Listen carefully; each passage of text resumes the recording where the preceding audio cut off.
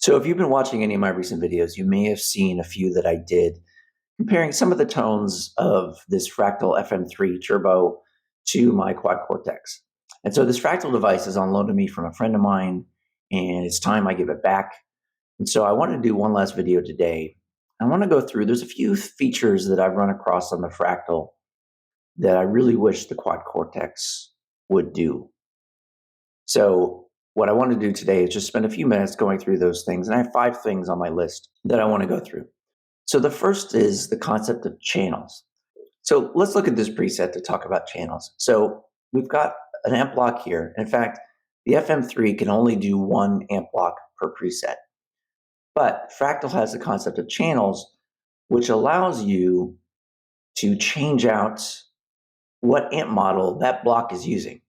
So in this preset, I've got 4 scenes. I've got a clean, an edge of breakup, a crunch, and a lead. And each one is using a different channel. And each channel is made up by what type of device you want to use, plus the settings for that device. So one thing that Fractal doesn't do that the Quad Cortex does is on the Quad Cortex, you can have scene-specific settings like gain, bass, mid, treble, that kind of thing. On the Fractal, you use channels to do that. So if you see here, for the clean scene, I'm using channel A, which is an ODS 100 clean. For scene 2, I'm using channel B, which is an ODS 100 forward. Scene 3 is an ODS 100 forward again, but I'm changing the settings. And then scene 4 is switching to an ODS 100 HRM. So this allows me to have basically multiple amp models available to me, even though I only have 1 block. And the reason I wish the Quad Cortex would do something like this is in the Quad Cortex, you would have to have, in this case, 3 separate amp blocks in your preset. And the Quad Cortex is going to reserve the CPU to run those 3 separate amp blocks, even though it's likely you would never run those amp blocks together at the same time. So I wish the Quad Cortex had some capability like this to where you could morph the amp block based on the scene to a different model. And I don't know, that may affect the smoothness of the switching between scenes. If we listen here on the Fractal, I'm going to play a chord and then switch a scene. There's a little bit of an interruption, but it's pretty fast.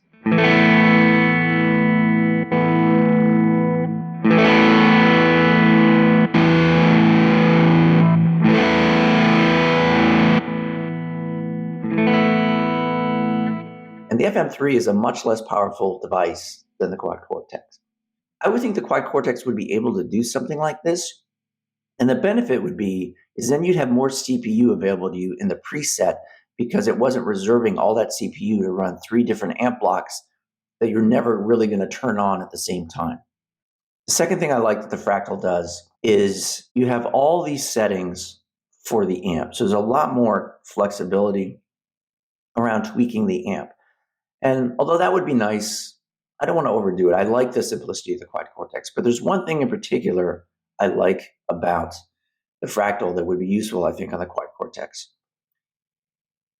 On the Fractal, if you go down to this power amp setting, you can turn off the power amp modeling on the amp model. And the reason this can work really well is if you're using the Quad Cortex with a regular amp cabinet, if you turn off the power amp modeling in the Quad Cortex, then you're just running a preamp signal. You could run into the effect loop return and use the power amp of the amp you have in the room and use that cabinet. And it would give you a lot more flexibility in terms of how to power the Quad Cortex. You could use a regular amp with an effects return and use that power amp into a speaker there and just use all of the other capabilities of the Quad Cortex. So just being able to turn off this power amp modeling would be really flexible. I mean, there's other things in here, like you can switch out what kind of tubes you want. You can even do like a variac kind of thing and, reduce the power. So if you're after that early Van Halen kind of sound where he was using a variac with the Marshall to get more sag, all that stuff would be kind of cool. But I mean, the real key thing is I think it would be very useful for Quad Cortex and all their amp models to be able to turn off the power amp section of the amp model and only have the preamp section. The other thing I would like to see from the Quad Cortex is a little more flexibility with some of the effects. Here, let me give you an example. So we go this delay here. So a couple of capabilities that are here on the Fractal that aren't on the Quad Cortex. So here I'm just on the basic analog mono delay. There's a couple things you can do here. Number one, on the time, if I right click on this, you can do ranges of settings. So for instance, for delay, if you wanted to, you could set the delay to vary. So it's not always exactly 400 milliseconds. It can be, 390 to 410 or something like that. And so you can get a little more of a natural feel, especially if you're using things like tape delays and things like that. I think it would make it a little more capable. And I ran across this because I was looking at a preset where someone was attempting to mimic the Andy Timmons Halo pedal, and they were using this capability. And it seemed to me like that would be really useful. The other thing that would be useful is, oh wow, it's gone crazy. Let me turn that off.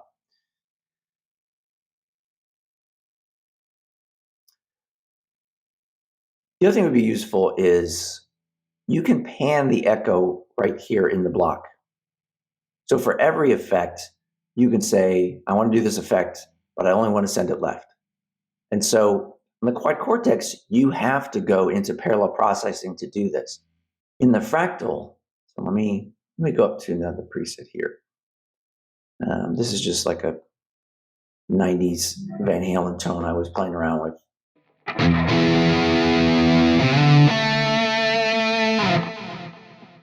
So the delays here, they're in series, but I have one panning to the left and one panning to the right.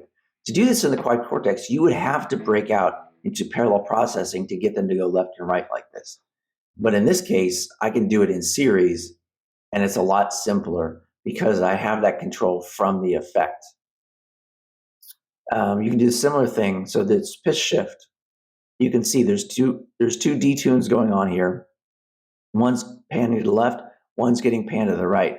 So I have full control of the stereo effect from within a single block, versus in the Quad Cortex, what you have to do, again, is break into parallel processing. The effects are kind of, for lack of a better way to put it, they're kind of stupid in terms of understanding the stereo effect. And you have to manage all of that through the parallel processing. Where in the Fractal, the effects understand stereo, and you can tell it, you're only on the left or you're always on the right. So in this case, I can have delays pan left and right. I can have these pitch shifts pan left and right. And it kind of keeps me from having to have multiple kind of parallel paths.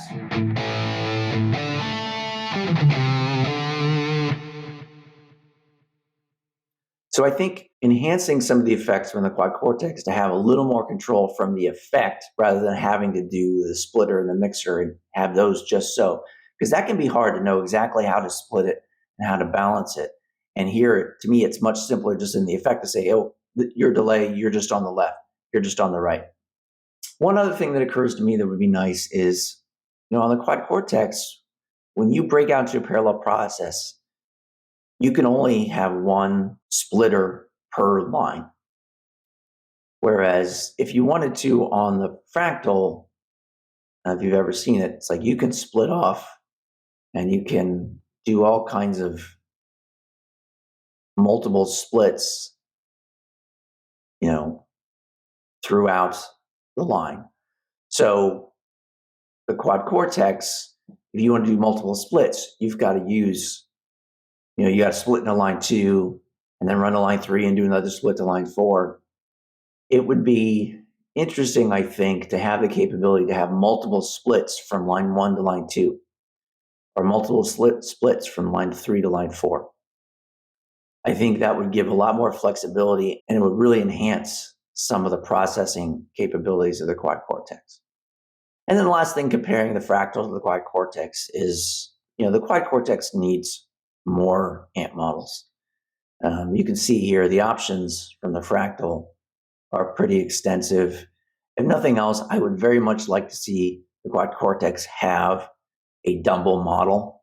I think that's a big miss. I think that's an amp type a lot of people like. But I think getting a good model of a Dumble style amp, or maybe a few Dumble style amps, maybe like an ODS style amp and maybe a Silver Sterling or something like that, I think those would all be useful. But generally, I think just having more models available on the Quad Cortex, I'd like to see them accelerate expanding that a little bit. I think they have some obvious gaps, both in terms of, I think the amps, in terms of, obviously the cabs go with the amps. I think the overdrive pedals, there's a few missing there.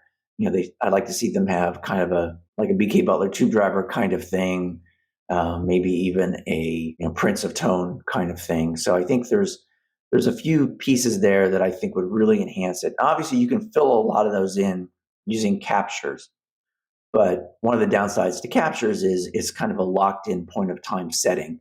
You can tweak the EQ a little bit, you can tweak the input-output a little bit, but for the most part, you're stuck with however someone captured it. But if you created models of these things, there's the flexibility there. So I'm hoping as they do future releases, they're continuing to expand these.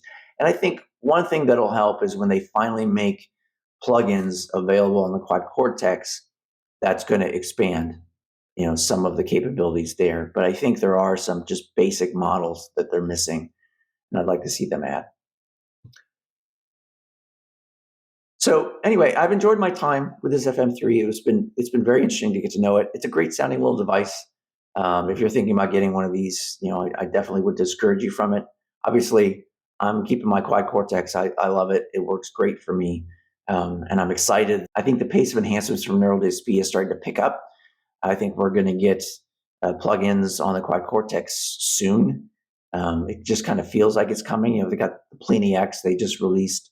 I think that's going to be the first one compatible with the Quad Cortex. But it feels like an exciting time to be an owner of a Quad Cortex right now. I'm encouraged by what I think is coming down the pipe. Anyway, I hope you found this interesting, and thanks for watching.